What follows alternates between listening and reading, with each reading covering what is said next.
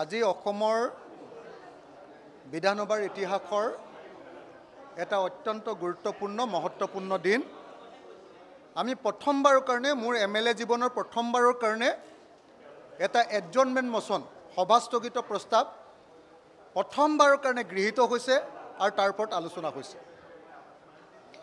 আজি আমি বিৰোধী পক্ষই চাৰিটা দলে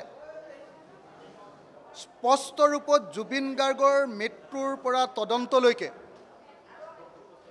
এই সমগ্ৰ প্ৰক্ৰিয়াটোত চলি থকা অনীতি অনিয়ম অবৈধ কাম কাজ আৰু প্ৰকৃত বিচাৰ যে হোৱা নাই আৰু জুবিন গাৰ্গে যে প্ৰকৃত ন্যায় নাপায় এটা এটাকৈ ইয়াৰ আইনগত দিশবিলাক ইয়াৰ পলিচিগত দিশবিলাক আৰু ইয়াৰ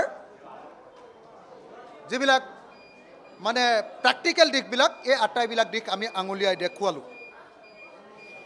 আজি আপোনালোকে নিশ্চয় দেখিছে যে অসমৰ মুখ্যমন্ত্ৰীজন আজি অনবৰতে উত্তেজিত আৰু ইৰিটেটেড হৈ আছিলে, কাৰণ তেওঁ অন্যায়ভাৱে জুবিন গাৰ্গৰ মৃত্যুৰ তদন্তটো CBIক নিদি আৰু বিদেশত হ'বলগীয়া তদন্ত কোৰ্টৰ জৰিয়তে নকৰি এই গোটেই তদন্তটোক তেওঁ অৰ্থহীন তদন্তত পৰিণত কৰিব খুজিছে আৰু তেওঁৰ চৰকাৰৰ আজি মুখা খুলি দিয়া হ'ল যে এনেকৈ হ'লে কোনো পধ্যে জুবিন গাৰ্গে প্ৰকৃত অৰ্থত কেতিয়াও ন্যায় বিচাৰ নাপায় আৰু হত্যাকাৰীসকলে কেতিয়াও আচলতে শাস্তি নাপাব।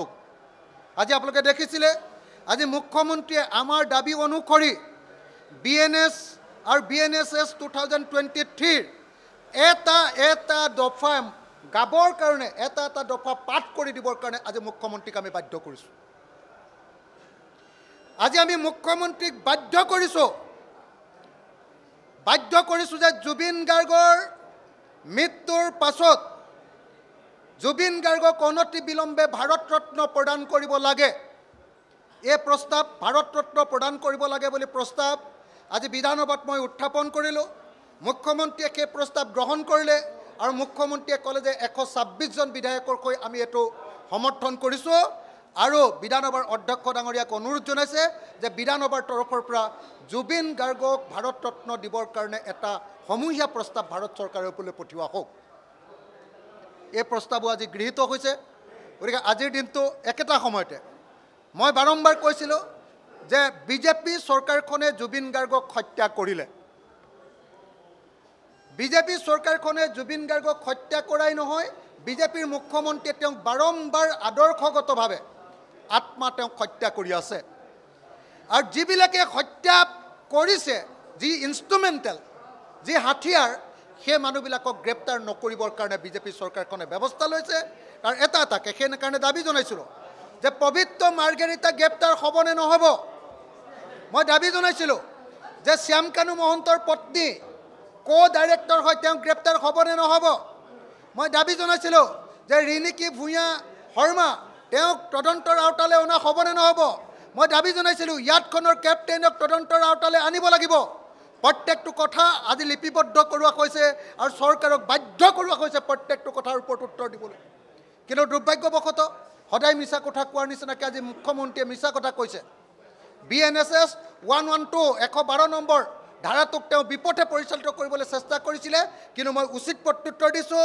তেওঁক মানে একদম অস্বস্তিত পেলাই দিছোঁ। তেওঁ অশান্তি পাই গৈছে। তেওঁ মানে পলাবলৈ লোৱা এটা অৱস্থাত পৰিণত কৰি দিছোঁ। আপোনালোকে নিশ্চয় দেখিছে।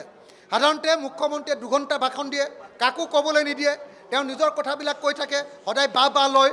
আজি এটাও তেওঁ তেনেকৈ ক'বলৈ আমি শান্তি দিয়া নাই।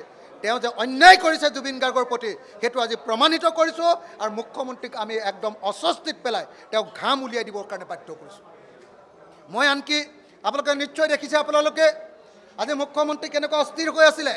একেলগতে আপোনালোকে নিশ্চয় দেখিছে মই দেখুৱাই দিছিলোঁ যে তামিলনাডুত কেনেকৈ MLA থকাৰ পাছতো ভাৰতৰ লগত ইংলেণ্ডৰ MLA থকাৰ পাছতো তামিলনাডুত জয়া ললিতা কেনেকৈ বাচি গ'ল কোৰ্টৰ জৰিয়তে কোৰ্ট এই তদন্ত নোহোৱাৰ কাৰণে লেটাৰ ৰোগেটৰী বা লেটাৰ অফ ৰিকুৱেষ্ট নোলোৱাৰ কাৰণে কেনেকৈ জয়া ললিতাৰ কেছটোত ৰেহাই পাইছিলে সেই কথাটো মাদ্ৰাজ হাইকোৰ্টে স্পষ্টকৈ লিখি থৈছে। তাত প্ৰচিডিঅৰ লিখি থৈছে যে বিদেশত তদন্ত কৰিবলৈ ক'লে আমাৰ দেশৰ পৰা সদায় অকল লেটাৰ ৰগতেৰে থাকিলেই নহ'ব কি কয় অকল MLA থাকিলেই নহ'ব লগত লেটাৰ ৰগতেৰে পঠিয়াবই লাগিব আৰু লেটাৰ ৰগতেৰে জৰিয়তে নাহিলে মানে কোনো পধ্যে যাতে সেই কেছটো যাতে কেতিয়াও নহয় কোৰ্টত কেতিয়াও এডমিছিবল বুলি যে কৈ দিছে এই কথাটো মই দাঙি ধৰিছিলোঁ আৰু মুখ্যমন্ত্ৰীয়ে তাৰ উত্তৰ দিবলৈ সক্ষম হোৱা নাছিলে সেইকাৰণে আজিৰ দিনটো